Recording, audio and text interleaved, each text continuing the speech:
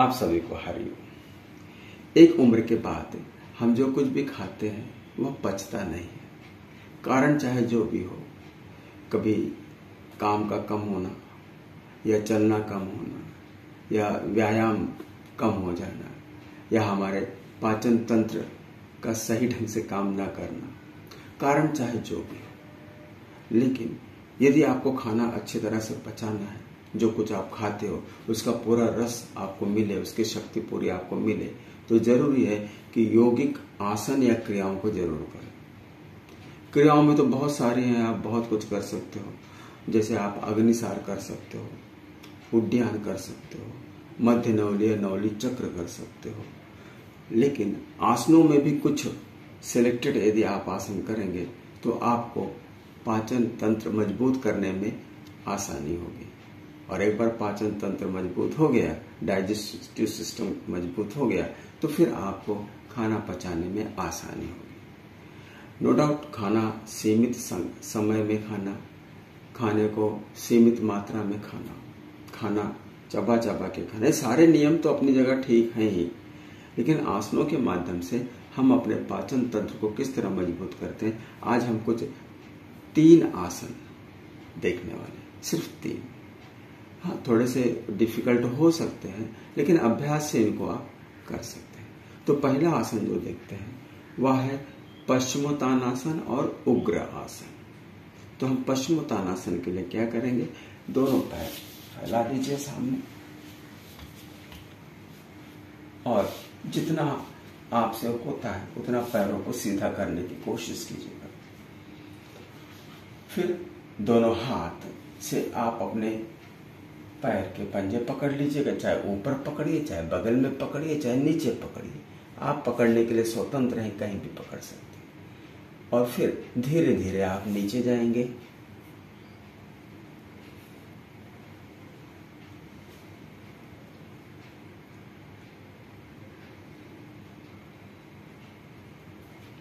फिर ऊपर आइएगा।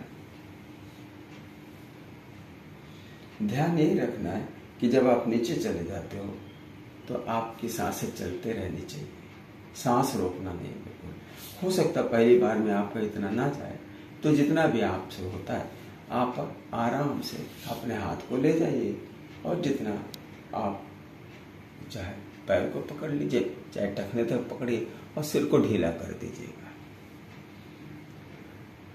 जब आप सिर ढीला कर दोगे तो धीरे धीरे वह नीचे की ओर झुकेगा और पेट के नस नाड़ियों पर अत्यधिक दबाव आएगा।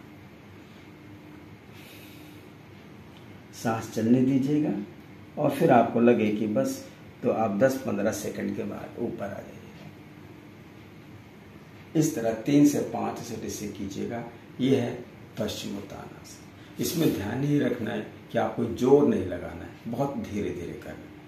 अब इसका दूसरा प्रकार जो देखते हैं उसको कहते हैं उग्र आसन। ये उग्र आसन नाम से प्रतीत होता है कि इसमें भूख बहुत ज्यादा लगती है। तो पैरों को थोड़ा सा फैला लेंगे और दोनों हाथ की उंगलियों से पैर के अंगूठे पकड़ लेंगे। पैरों में 1 फुट से लेकर 1.25 फुट तक का फासला रखेंगे और कोहनियों को कोशिश करेंगे नीचे अंदर की ओर ले आने के लिए। और फिर आप अपने शरीर को आगे लाइएगा और जितना आप झुक सकते हो झुक जाइएगा। फिर धीरे से गर्दन को नीचे कर दीजिएगा। सांसों को चलने दीजिए। फिर ऊपर आइएगा और फिर रिलैक्स।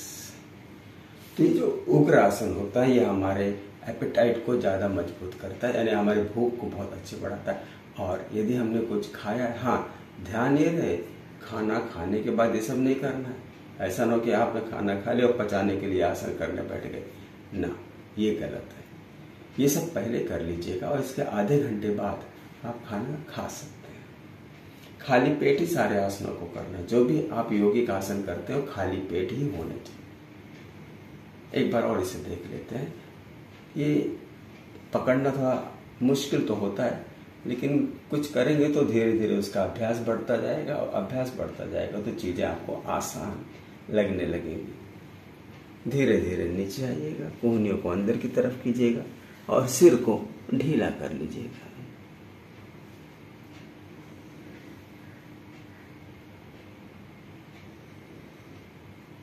फिर धीरे धीरे ऊपर आइएगा और रिलैक्स।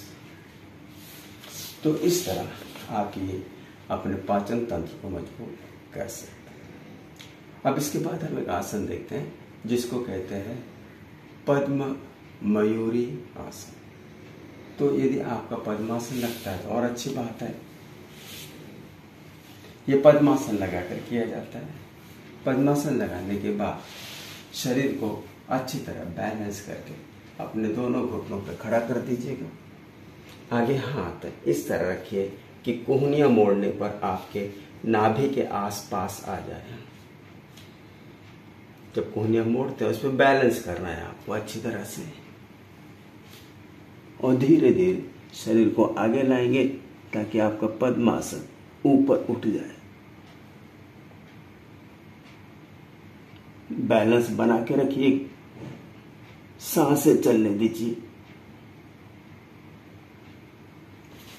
नीचे आ जाइए, रिलैक्स। ये सामने से तो पता नहीं चलता कि हमने क्या उठाया और क्या रखा, लेकिन यदि इसे हम बगल में देखेंगे, साइड पोज देखेंगे, तो ये चीजें आपको बहुत आसान लगेगी और आप समझ भी जाएंगे। पद्मासन लगाने के बाद शरीर को आगे की ओर झुका के घुटनों पर आने के बाद हाथ को इस तरह की, हाथ की उंगलियां अपनी तरफ हों और धीरे धीरे आप अपने कोहनियों को बेंड कर लीजिएगा और उस पर नाभि के बगल में कोहनियों को लगा दीजिएगा। तो धीरे धीरे उठाइएगा पद्मासन।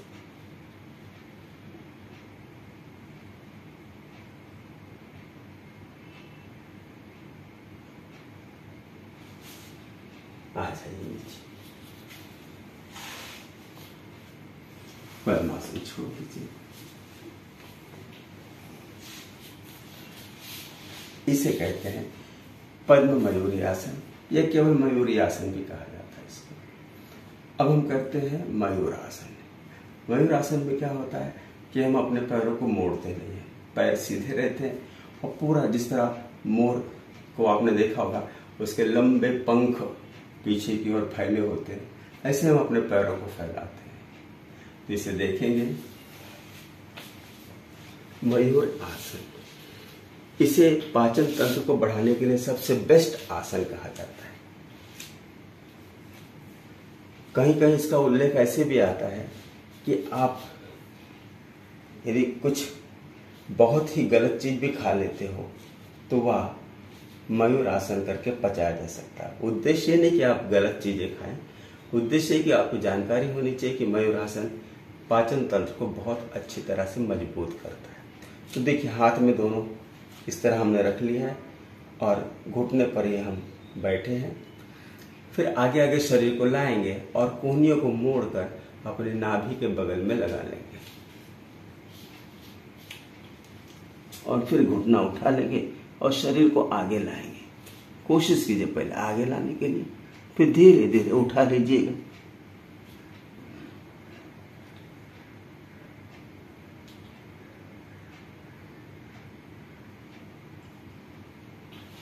फिर नीचे आ जाइए।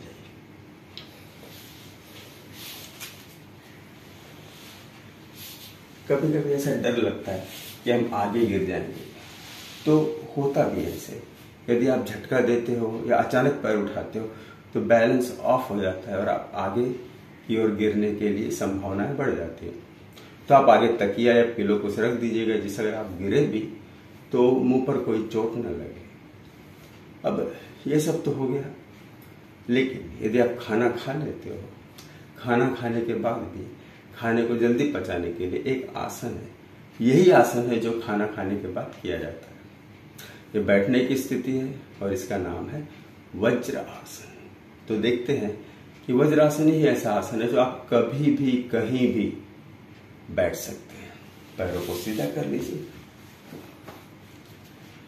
एक पैर मोड़ लीजिए पीछे की ओर और दूसरा पैर मोड़ लीजिए पीछे की ओर। पैर तो पीछे चले गए। लेकिन पैर पीछे जाकर होते किस स्थिति में वो हम देखेंगे।